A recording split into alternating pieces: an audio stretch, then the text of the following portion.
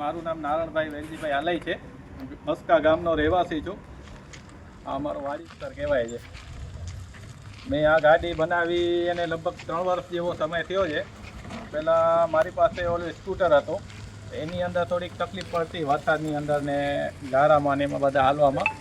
એટલે હું મારા મગજથી વિચારી અને પછી આ ગાડી બનાવવાનું જ્યાં વિચાર્યું.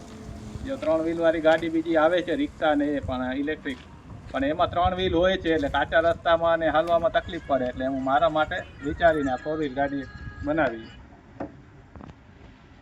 આ મારી જીપ ઇલેક્ટ્રિક ગાડી છે, જે એક ચાર્જિંગમાં 80 કિલોમીટર જેવી ચાલે છે અને ગારામાં કે ગમે એવું માલ સામાન ઉપાડવામાં એમાં પણ ઉપયોગી થાય છે અને એક સાથે 4 પેસેન્જર બેસી શકીએ. આમાં આ ઇલેક્ટ્રિક છે, ચાવી ચાલુ કરી અને આપણે રેસ દઈએ એટલે ગાડી સીધી રહેવાની. આમાં કોઈ ગેર કે કાંઈ આવતું નથી.